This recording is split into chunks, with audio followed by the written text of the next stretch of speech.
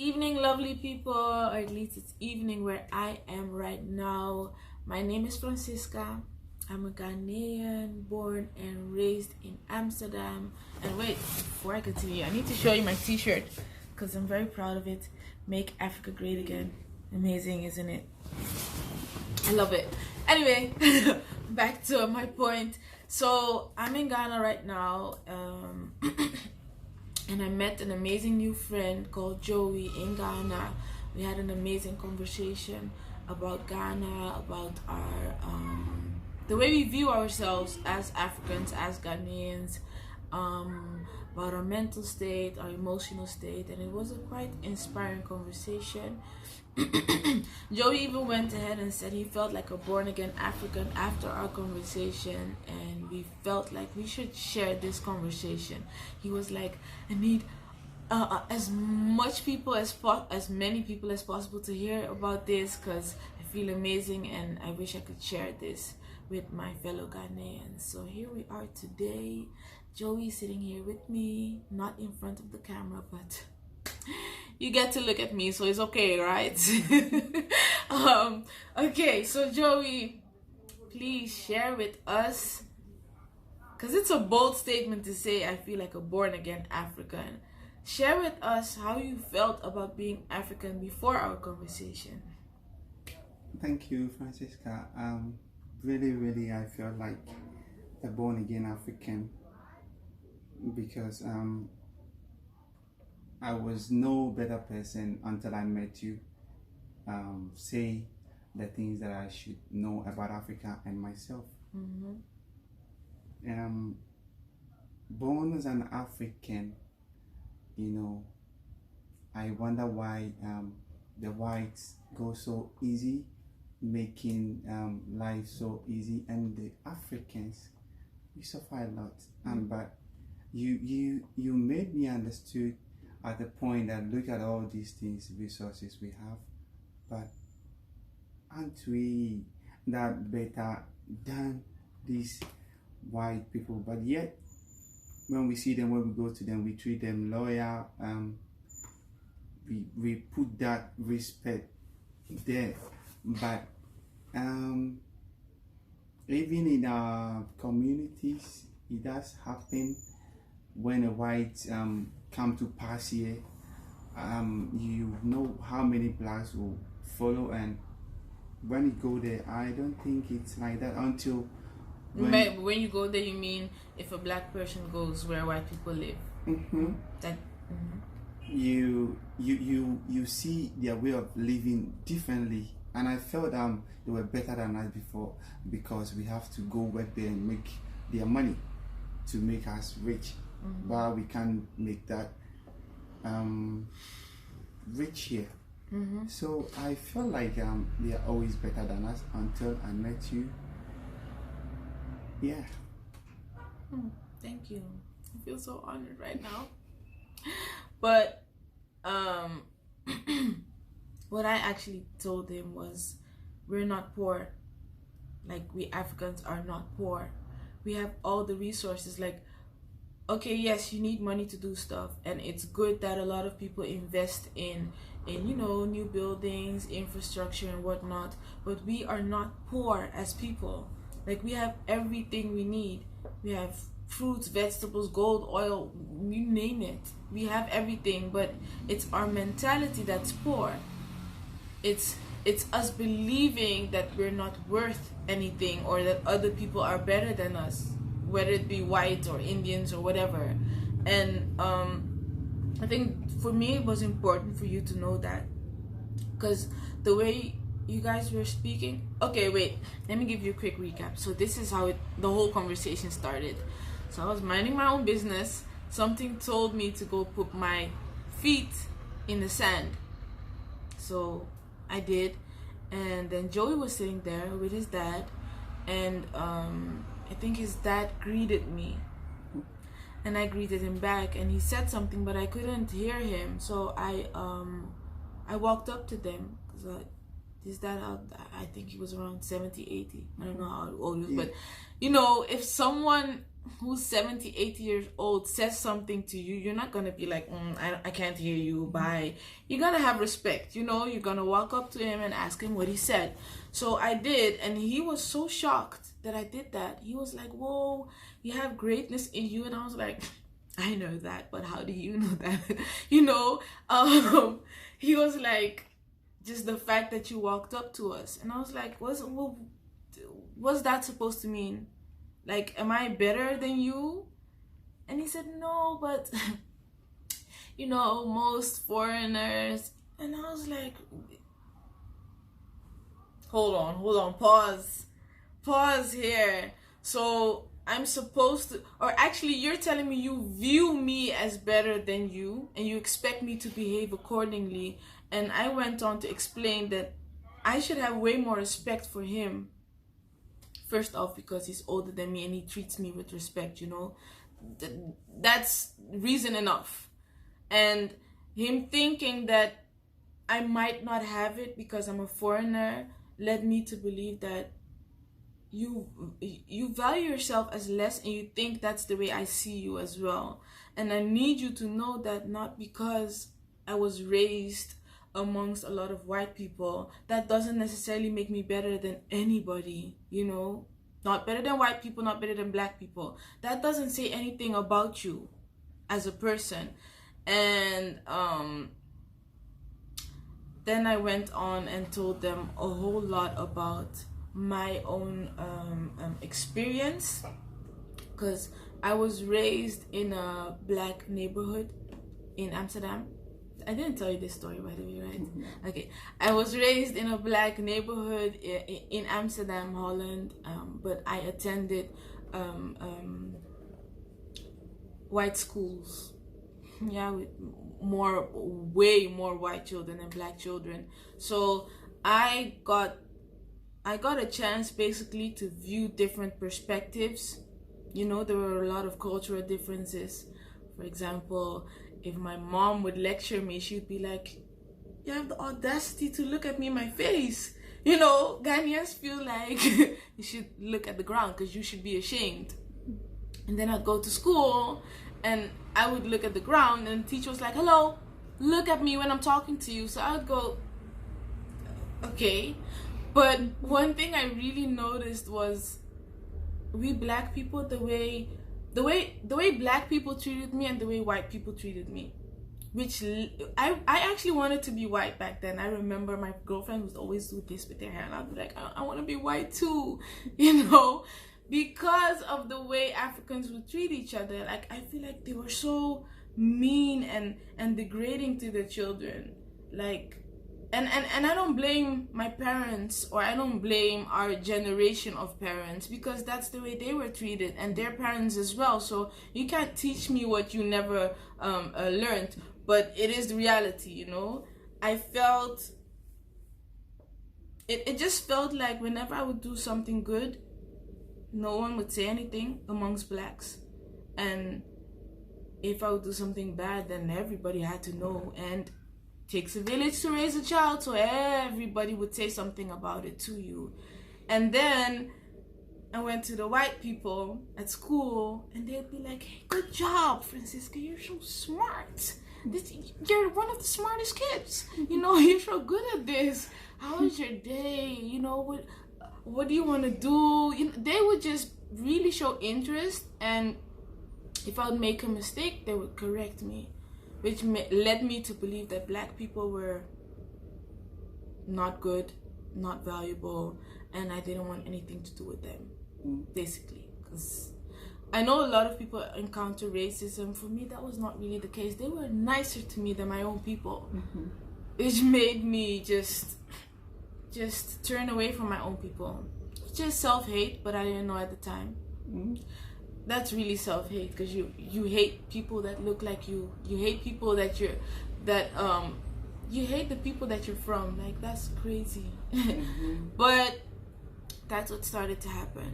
You know, I would meet black people and they would just say all kind of nasty words to me, and then I'd meet white people and they would actually be interested. And later on, I came to realize that it goes way back into times of like slavery, you know, where we as black people were taught to hate each other, fight each other, put each other down. They would break up families so we wouldn't have conversations anymore. So all we were doing is basically breaking each other down mentally and emotionally. And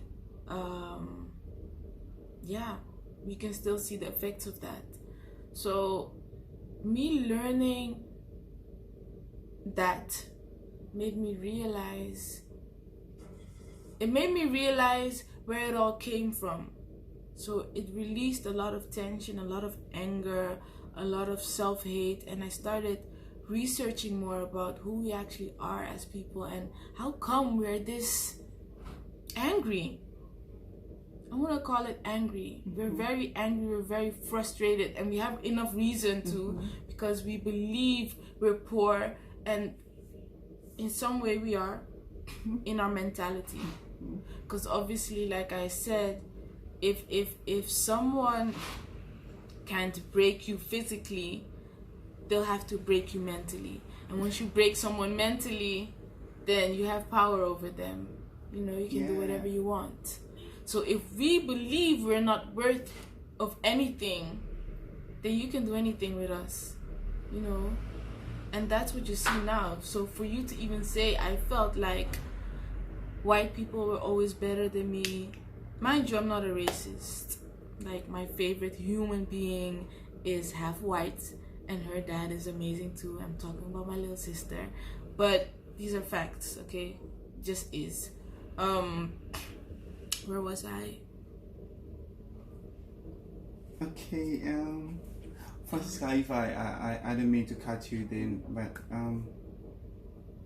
looking at the situation now, Africans, like you said, maybe they were, that was the kind of education they were given, like our parents and their parents too.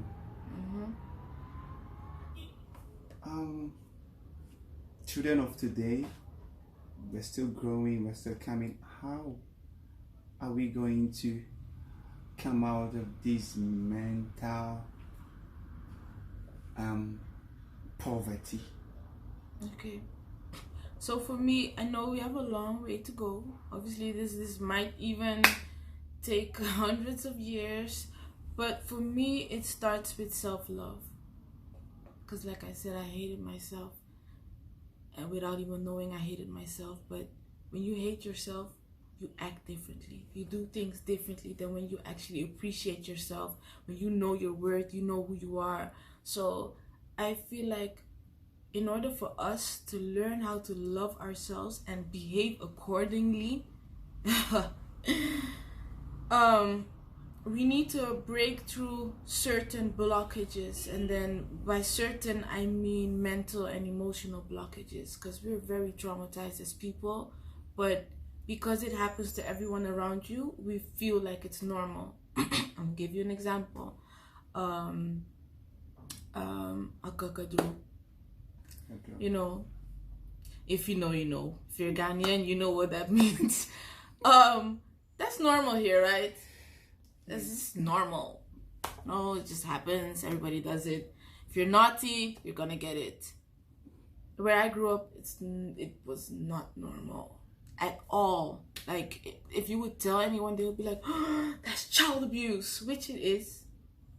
So I recognized that it was something traumatizing that I went through, and none of my friends went through it because I wasn't hanging around Ghanaian kids. Oh. And then people here, they think it's not something traumatizing because it's normal. You've been through it, friend been through it, cousin been through it, neighbor had it yesterday. It's normal. And then you leave it. But when it's normal, you don't deal with it. Because something like that can bring a lot of, which word am I looking for in English? So trauma causes you to behave in ways that you don't necessarily want to, but it's just there. let's say this would cause it's not just mental abuse, but it's sexual abuse as well. So let's say you feel like you're not worthy of, because obviously when you're getting it, they will not be saying nice things to you, you know, and we haven't learned how to correct behavior without making the person feel like they're worthless. So you feel worthless, that's number one. When you feel worthless, that's how you go out in the world, that's how you operate, and you get other results than when you feel amazing, when you feel like a winner, then you act differently. Sexual blockages, as in, let's say I'm married, let's say I have a husband, and now anytime he wants to see my private part, I'm like, turn off the lights, and you know, you're just uncomfortable because in your mind, because of that trauma you went through, you now feel uncomfortable whenever you're naked in front of someone else, you know. So these things go very far, but we don't think about it, we don't talk about it, we don't, you know, even if you, in the scenario I'm explaining, even if you had a husband, you're not going to talk about it with your husband, you're just going to feel uncomfortable, and we've learned to not talk about our feelings, so you keep it in, and it causes other problems, and no one knows where all this started, you know. So I feel like we should educate ourselves on who we are, our own history, because our history didn't start at slavery. Our history, we feel like it's not recorded, but a lot of it actually is. There's a lot we can find, but we don't focus on it because we feel like it's not important. We feel like we are not important. We feel like in order to be worthy of, we need to work with foreigners or people who are not black. And that's where it started for me. Once I started recognizing that, hey, being who you are is something amazing, is actually a privilege, I started walking differently, I started talking differently, I started feeling differently, started acting differently, started hanging around other people. While you were still amongst the whites, or when you came down? Still, and I still have white friends, don't get me wrong, like I'm not a racist, I'm not like, no, I don't deal with white people anymore, but it's different. I used to be around them and feel like I was not as good as they were. I used to feel like they were better. They had more money than me. They had more clothes than me. Their parents showed them more love than my parents did. So therefore, they were better than me. And I'd be around them and I'd wish I was them. Now I know who I am, and I'm happy with being me, being Francisca, even in their presence. I don't feel like, oh, I wish maybe one day, you know. I don't have that feeling anymore. I can actually enjoy people's company without wanting to be like them or feeling like I'm missing out on something, and that's a big deal.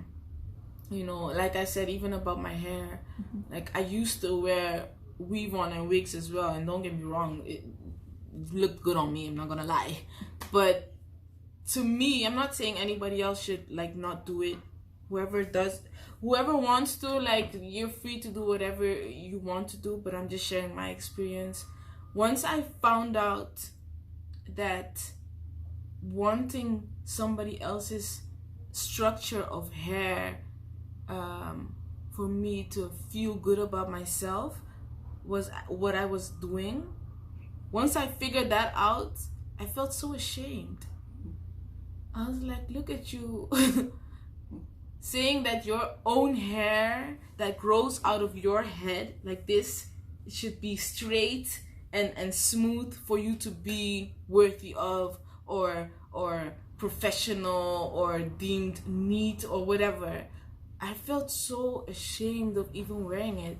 I was like, I need to do something about it. I need to show myself, not anybody else, I need to show myself that I can wear our own structure of hair and feel good about it, and actually be proud of myself without wanting to look like whoever else. And obviously people love changing up and switching up, and that's amazing. Like, we can do anything. We can straighten our hair, we can curl it, we can have this structure, we can do whatever we want, and that's amazing, you know. But I didn't feel that way. I felt like I want to be respected. I need to wear hair in a structure that looks like people who who don't look like me. Let me put it that way. Yeah. Wow. So that's where we should start. Self-love, but real self-love, not just I'm great, I'm amazing, I'm this, I'm that. You know, you gotta work through your blockages, your traumas. And we're all traumatized, like all of us. Period. All of us, whether you're black or white, like everybody goes through stuff.